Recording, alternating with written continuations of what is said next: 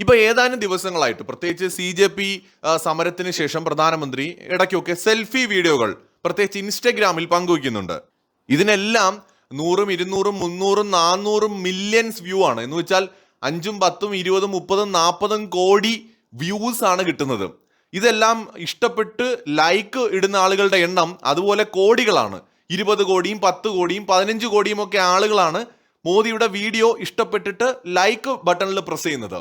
ഇന്ത്യയിലെ മറ്റൊരു ഭരണാധികാരിക്കോ ഒരു രാഷ്ട്രീയ നേതാവിനോ ഇതിന്റെ പകുതി പോലും സോഷ്യൽ മീഡിയ പിന്തുണ ഇല്ല എന്ന് ഓർക്കണം. എന്നിട്ടും കുറെ ആളുകൾ പറയുന്നത് നരേന്ദ്രമോദി ഇൻസ്റ്റഗ്രാമിൽ വീഡിയോ ഇട്ടിട്ട് യുവാക്കളെ കയ്യിലെടുക്കാൻ ശ്രമിക്കുകയാണ്, ജെൻസിയെ കയ്യിലെടുക്കാൻ ശ്രമിക്കുകയാണ്, നിങ്ങൾക്ക് പ്രായമായി, നിങ്ങളെ കൊണ്ടിനി അത് നടക്കില്ല എന്ന് പലരും പറയാണ്. ഇവർക്ക് അറിയാത്തൊരു കാര്യം എന്താണെന്ന് വെച്ചാൽ ലോകത്ത് തന്നെ ഏറ്റവും അധികം ആളുകൾ ഫോളോ ചെയ്യുന്ന രാഷ്ട്രീയ നേതാവ് അല്ലെങ്കിൽ ഭരണാധികാരിയാണ് പ്രധാനമന്ത്രി നരേന്ദ്രമോദി. ഫേസ്ബുക്കിലോ അല്ലെങ്കിൽ യൂട്യൂബിലോ മാത്രമല്ല, ഇൻസ്റ്റഗ്രാമിലും മോദിയാണ് താരം. അതായത് നരേന്ദ്രമോദിക്ക് ഇന്നിപ്പോ ഞാൻ നോക്കുമ്പോൾ 106 മില്യൺ ഫോളോവേഴ്സ് ആണ്. CJP പ്രതിഷേധം തുടങ്ങിയ സമയത്ത് 101 മില്യൺ ഫോളോവേഴ്സ് ആയിരുന്നു. ഇപ്പോൾ അത് 106 മില്യൺ ആയിട്ട് വർദ്ധിച്ചു. അതേ സമയത്ത് നരേന്ദ്രമോദി എതിർക്കുന്ന ധ്രുവ് റാഠി എന്ന് പറയുന്ന ജർമ്മനിയിലുള്ള പയ്യൻ, ഇന്ത്യയുടെ നമ്മുടെ ബഹുമാനപ്പെട്ട പ്രതിപക്ഷ നേതാവ് രാഹുൽ ഗാന്ധി, ഇവർക്കൊന്നും നരേന്ദ്രമോദിയുടെ പകുതിയുടെ പകുതിയോ പോലും ഫോളോവേഴ്സ് സോ കോൾഡ് ജെൻസികളുടെ തട്ടകമായിട്ടുള്ള ഇൻസ്റ്റഗ്രാമിൽ ഇല്ല എന്നത് അതിശയിപ്പിക്കുന്ന കാര്യമാണ്. എന്തുകൊണ്ടായിരിക്കാം അത്? ആരെങ്കിലും ആലോചിച്ച് നോക്കിയിട്ടുണ്ടോ? അതിന് ഒറ്റ ഉത്തരമേ ഉള്ളൂ. ഇന്നത്തെ ഈ രാജ്യത്തിന്റെ ജെൻസി അല്ലെങ്കിൽ യുവതലമുറ ഏറ്റവും അധികം ഇഷ്ടപ്പെടുകയും ഫോളോ ചെയ്യുകയും ചെയ്യുന്ന രാഷ്ട്രീയ നേതാവ് നരേന്ദ്രമോദിയാണ്. നമ്മുടേതൊരു വലിയ രാജ്യമായതുകൊണ്ട് ഈ രാജ്യത്തെ മുഴുവൻ ജെൻസിയും നരേന്ദ്രമോദിയുടെ പ്രത്യയശാസ്ത്രങ്ങളോടോ ഭരണത്തോടോ യോജിക്കണമെന്നില്ല. നരേന്ദ്രമോദിയോട് യോജിക്കാത്ത വലിയ വിഭാഗം പേരിവിടെ ഉണ്ടാവും. അവരുടെ പിന്തുണയാണ് നമ്മുടെ രാഹുൽ ഗാന്ധിക്കും അല്ലെങ്കിൽ ധ്രുവ് റാഠിക്കും ഒക്കെ സോഷ്യൽ മീഡിയ കിട്ടുന്നത്. അതേസമയത്ത് ഏറ്റവും കൂടുതൽ ജെൻസി ഫോളോ ചെയ്യുന്ന ആള് നരേന്ദ്രമോദിയാണ്. കാരണം ഇൻസ്റ്റഗ്രാം ജെൻസികളുടെ തട്ടകമാണെങ്കിൽ അവിടെ നരേന്ദ്രമോദി ഒന്നാമതാണ് നിൽക്കുന്നത്. ഫേസ്ബുക്കിലും യൂട്യൂബിലും ഒക്കെ ഫോളോവേഴ്സിന്റെ കാര്യത്തിൽ നരേന്ദ്രമോദി ഇന്ത്യയിലെ മാത്രമല്ല ലോകത്തിലെ തന്നെ ഏറ്റവും കൂടുതൽ ഫോളോവേഴ്സ് ഉള്ള രാഷ്ട്രീയ നേതാവാണ്.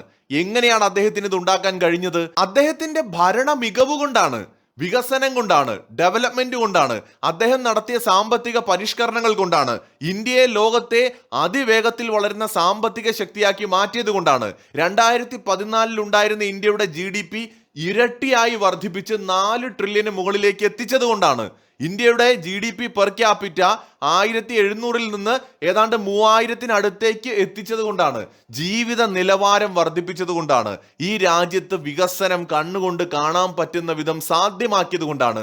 അടിസ്ഥാന സൗകര്യ മേഖലയിൽ കാര്യമായ വികസനവും പുരോഗതിയും ഇന്ത്യയുടെ ചരിത്രത്തിൽ മോദിയുടെ കാലത്ത് കണ്ടതുപോലെ മറ്റൊരിക്കലും നമുക്ക് കാണാൻ കഴിയില്ല. അത്രമാത്രം ഡെവലപ്മെന്റ് കൊണ്ടുവന്നാണ് മോദി ജെൻസിയുടെ ഹൃദയത്തിൽ കയറിപ്പറ്റിയത്. ഇന്ന് അമേരിക്കയിലോ യൂറോപ്പിലോ എന്ത് മാറ്റങ്ങൾ ഉണ്ടായാലും അത് ലോകത്തെ മുഴുവൻ ബാധിക്കാറുണ്ട്. വലിയ വലിയ രാജ്യങ്ങൾ പോലും സാമ്പത്തിക തിരിച്ചടിയെ പേടിച്ചിരിക്കുന്ന സമയത്താണ് ലോകത്ത് ഏറ്റവും വേഗത്തിൽ വളരുന്ന രാജ്യമായിട്ട് നമ്മുടെ ഇന്ത്യ മുന്നേറുന്നത്. അതുകൊണ്ട് നമ്മൾ ഉണ്ടാക്കുന്ന പണം ഇന്ത്യയുടെ ഈ വളർച്ചയുടെ ഭാഗമാക്കുക എന്നതാണ് ഏറ്റവും ബുദ്ധിപരമായ കാര്യം. ഞാൻ പറഞ്ഞു വന്നത്, അങ്ങനെ ഇന്ത്യയിലെ 21 വ്യത്യസ്ത സെക്ടറുകളിൽ ഹൈ പെർഫോമിംഗ് ആയിട്ടുള്ള കമ്പനികളിൽ നിക്ഷേപിച്ചുകൊണ്ട് നിങ്ങൾക്ക് അതിന്റെ ഭാഗമാകാം. അതിനിപ്പോ ആക്സിസ് മാക്സ് ലൈഫ് നല്ലൊരു അവസരം കൊണ്ടുവന്നിരിക്കുകയാണ്. അവരുടെ India sector leaders opportunities fund എന്ന NFO ഇപ്പൊ ലോഞ്ച് ചെയ്തിട്ടുണ്ട്. കൂടുതൽ ഡീറ്റെയിൽസ് അറിയാൻ ലിങ്ക് ഞാൻ കമന്റിലും ഡിസ്ക്രിപ്ഷൻ ബോക്സിലും നൽകിയിട്ടുണ്ട്. പിന്നെ എത്ര രൂപ വേണമെങ്കിലും നമുക്കിതിൽ നിക്ഷേപിക്കാൻ പറ്റും. വർഷത്തിൽ 2.5 ലക്ഷം രൂപ വരെയൊക്കെ നിക്ഷേപിച്ചാലും അതിൽ നിന്ന് കിട്ടുന്ന റിട്ടേൺസിന് ടാക്സ് കൊടുക്കേണ്ടതില്ല. അതിന്റെ കൂടെ നമ്മൾ മാസം അടയ്ക്കുന്ന പ്രീമിയത്തിന്റെ 120 ഇരട്ടി അല്ലെങ്കിൽ വർഷത്തിലെ പ്രീമിയത്തിന്റെ 10 ഇരട്ടി വരുന്ന ഒരു ലൈഫ് കവറും നമുക്ക് കിട്ടും. ഇവരുടെ തന്നെ മുൻപത്തെ ഹൈ ഗ്രോത്ത് ഫണ്ട് കാര്യം എടുത്ത് നോക്കിയാൽ നമുക്ക് കഴിഞ്ഞ 7 വർഷത്തിനിടയിൽ 23% നല്ലൊരു CAGR റിട്ടേൺ കൊടുത്തിട്ടുള്ള ഹിസ്റ്ററി ഉള്ള കമ്പനിയാണ്. ഇവിടെ NAV വെറും 10 രൂപയാണ്. പിന്നെ പ്രവാസികൾക്കൊക്കെ 18,000 രൂപ മാറ്റിവെച്ചാൽ ഫ്യൂച്ചർ പ്രൊജക്ഷൻസ് അനുസരിച്ച് 2 കോടി വരെയൊക്കെ റിട്ടേൺ സാധ്യത പറയുന്നുണ്ട്. എന്തു തന്നെയാണെങ്കിലും ഇത് എല്ലാവർക്കും നല്ലൊരു അവസരമാണ്. അതുകൊണ്ട് ഡിസ്ക്രിപ്ഷനിലും കമന്റിലും നൽകിയിട്ടുള്ള ലിങ്ക് പരിശോധിച്ച് കാര്യങ്ങൾ വ്യക്തമായി മനസ്സിലാക്കുക. നിക്ഷേപിക്കുവാനുള്ള അവസരം ഇനി കുറച്ച് ദിവസങ്ങൾ കൂടിയേ ബാക്കിയുള്ളൂ. ഇന്ത്യൻ പ്രധാനമന്ത്രി നരേന്ദ്രമോദി ഈ സെൽഫി വീഡിയോസ് പോസ്റ്റ് ചെയ്യുന്ന സമയത്ത് ഉടനെ വരും നരേന്ദ്രമോദി നോക്കി വായിക്കുകയാണെന്ന് പറഞ്ഞുകൊണ്ട് കുറെ കൂട്ടര് എന്തോ വലിയ അപരാധം മോദി ചെയ്തതുപോലെയാണ് ഇവർ പറയുന്നത്.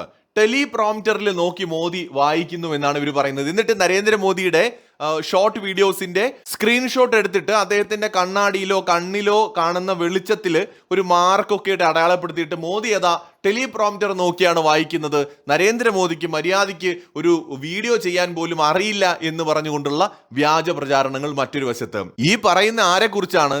ഇന്ത്യയുടെ ചരിത്രത്തിൽ ഏറ്റവും മനോഹരമായി സംസാരിക്കാൻ കഴിയുന്ന രാഷ്ട്രീയ നേതാക്കളിൽ ഒരാളായിട്ടുള്ള മോദിയെക്കുറിച്ചാണ്.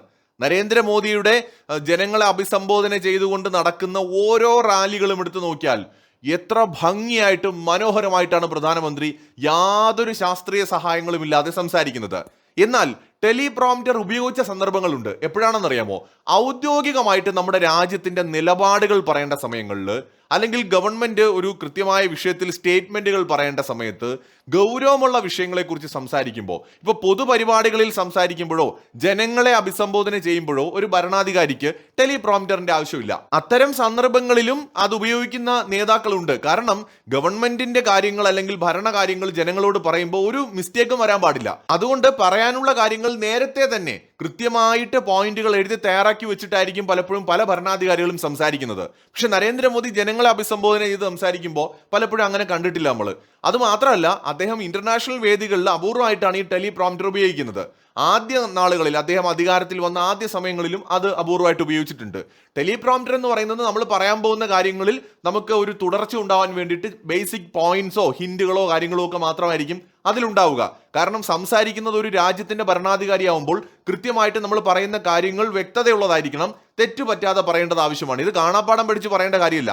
എന്തിന്, ഇപ്പോൾ പോലും നമ്മുടെ പാർലമെന്റിൽ ഒട്ടുമിക്ക എം പിമാരും ഒരു പേപ്പർ കഷ്ണവും കൊണ്ടുവന്നിട്ടാണ് സംസാരിക്കുന്നത്. അതിനകത്ത് അവർ പറയാൻ ഉദ്ദേശിക്കുന്ന കാര്യങ്ങൾ അവർ എഴുതി വെച്ചിരിക്കും. ചില നമ്മുടെ സോ കോൾഡ് വലിയ ആൾക്കാരൊക്കെ അവര് ഇപ്പോഴും മുഴുവൻ സ്പീച്ച് എഴുതിക്കൊണ്ട് വന്ന് നോക്കി വായിക്കുന്നത് നിങ്ങൾക്ക് ആർക്കും എടുത്തു നോക്കാവുന്നതാണ്. പാർലമെന്റിലടക്കം വായിക്കുന്നത്. അതിലൊന്നും തെറ്റ് കാണാത്തവര് നരേന്ദ്രമോദി ടെലിപ്രോംപ്റ്റർ ഉപയോഗിക്കുന്നതിന് എന്തോ വലിയ അപരാധമായിട്ട് കാണുകയാണ്. പക്ഷെ ഇതിൽ രണ്ടാമത്തെ പ്രധാനപ്പെട്ട കാര്യം എന്താണെന്ന് വെച്ചാൽ, മോദിയെ അദ്ദേഹം ഒരു സെൽഫി വീഡിയോ എടുക്കുന്ന സമയത്ത് അദ്ദേഹത്തിന്റെ കണ്ണാടിയിലോ കണ്ണിലോ ഒരു വെളിച്ചം കാണുന്നത് ടെലിപ്രോംപ്റ്ററിന്റെ വെളിച്ചമല്ല എന്നും, മറിച്ച് അദ്ദേഹത്തിന്റെ മുമ്പിൽ ഒരു മൊബൈൽ ക്യാമറയോ വെച്ചിട്ടാണ്, ഒന്നുകിൽ ഒരു മൊബൈൽ ഫോൺ അല്ലെങ്കിൽ ഒരു മൊബൈൽ ക്യാമറ വെച്ചിട്ടായിരിക്കണം അദ്ദേഹം സെൽഫി വീഡിയോ എടുത്ത് പോസ്റ്റ് ചെയ്യുന്നത്. അതിന്റെ വെളിച്ചമാണ് എന്നും മനസ്സിലാക്കാനുള്ള ഒരു വിവരം പോലും പലർക്കുമില്ല.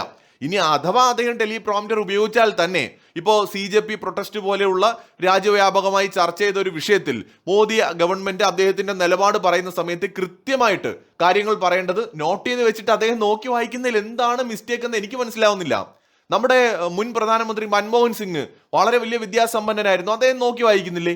രാഹുൽ ഗാന്ധി നോക്കി വായിച്ചിട്ടില്ലേ? പ്രിയങ്ക ഗാന്ധി പാർലമെന്റിൽ നോക്കി വായിക്കുന്നില്ലേ? എത്രയോ ആളുകൾ നോക്കി വായിക്കുന്നില്ലേ? സോ കോൾഡ് ജെൻസികളുടെ എന്തോ വലിയ സംഭവമാണെന്ന് കരുതുന്ന ധ്രുവ് റാഠി ഒന്നാന്തരം സ്ക്രിപ്റ്റുമായിട്ടാണ് വന്നിരുന്ന് വീഡിയോ ചെയ്യുന്നത്. അല്ലാതെ അദ്ദേഹം പെട്ടെന്ന് വന്നിരുന്ന് കഥ പറയുന്നതല്ല. ശരിക്കും വന്നിന്ന് സംസാരിക്കുന്ന അപൂർവ ആളുകൾ മാത്രമേ ഉള്ളൂ. ഒട്ടുമിക്ക ആളുകളും സ്ക്രിപ്റ്റ് എഴുതി വെച്ചിട്ടാണ് പറയാനുള്ള കാര്യങ്ങൾ വലിച്ചു നീട്ടാതെ കറക്റ്റ് പോയിന്റ്സ് മാത്രം പെട്ടെന്ന് എത്തിക്കുക എന്ന ഉദ്ദേശത്തോടെ ചെയ്യുന്നത്. അത് ഇന്ത്യൻ പ്രധാനമന്ത്രി നരേന്ദ്രമോദി മാത്രമല്ല, ലോകത്തുള്ള എല്ലാവരും ചെയ്യുന്ന കാര്യമാണ്. പ്രത്യേകിച്ച് ഔദ്യോഗികമായ സ്റ്റേറ്റ്മെന്റുകൾ കൊടുക്കുന്ന സമയത്ത് കൃത്യമായി ആലോചിച്ചാണ് ചെയ്യുന്നത്. ഇത് പലരുടെയും വിചാരം മോദി രാവിലെ ഉറക്കമണിയിട്ട് ഓരോ കാര്യങ്ങളങ്ങ് തീരുമാനിക്കുന്നു എന്നുള്ളതാണ്. എന്തുമാത്രം കൂടിയാലോചനകൾ നടന്നായിരിക്കും ഓരോ വിഷയത്തിലും ഗവൺമെന്റ് ഓരോ നിലപാടുകളും അഭിപ്രായങ്ങളും പറയുക എന്ന് ചിന്തിക്കാനുള്ള സാമാന്യ ബുദ്ധി പോലും നമ്മുടെ നാട്ടിലെ പല അടുപ്പുകൂട്ടി ചർച്ചകാർക്കും പോലും ഇല്ല എന്നുള്ളതാണ് ഇതിൽ ഏറ്റവും അതിശയിപ്പിക്കുന്ന കാര്യം. സത്യത്തിലുണ്ടല്ലോ എല്ലാവരും പെട്ടിരിക്കുകയാണ്. CJP പ്രൊട്ടസ്റ്റില് മോദി വീഴുമെന്ന് പലരും വിചാരിച്ചു. എന്ന് വെച്ചാൽ ഒരു തെറ്റായിട്ടുള്ള ഒരു നീക്കം. നമ്മൾ ചരിത്രം പരിശോധിച്ചാൽ പല ഭരണാധികാരികളുടെയും പതനത്തിലേക്ക് നയിച്ചത് അവരെടുക്കുന്ന ഒരു തീരുമാനം. ആ തീരുമാനം ചിലപ്പോൾ തെറ്റായി പോവും.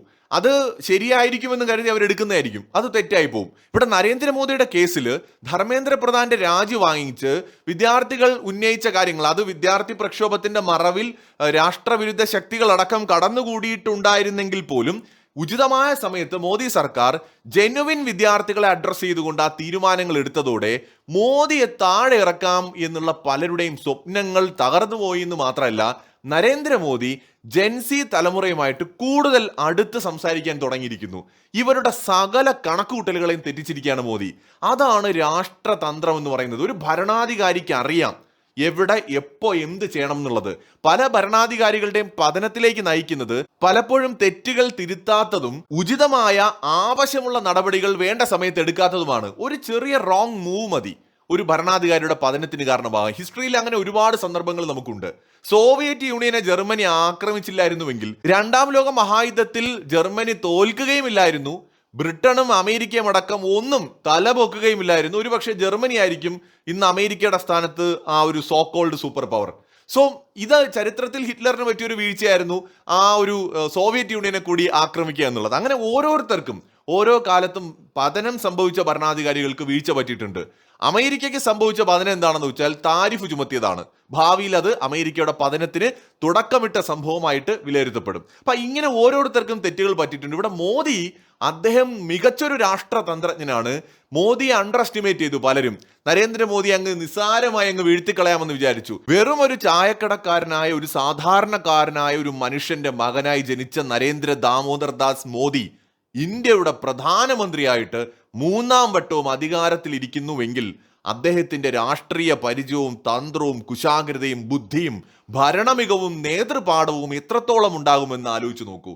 അദ്ദേഹം ഈ രാജ്യത്ത് നടപ്പിലാക്കുന്ന വികസനങ്ങൾ എല്ലാത്തരം മനുഷ്യരിലേക്കും എത്തുന്ന തരത്തിൽ കൃത്യമായി ആസൂത്രണം ചെയ്താണ് എന്നും ആ വികസനത്തിന്റെ രുചിയറിഞ്ഞ ഒരാളും അദ്ദേഹത്തിനെതിരെ തിരിയില്ല എന്ന വസ്തുതയും പലരും മറന്നുപോവുകയാണ്.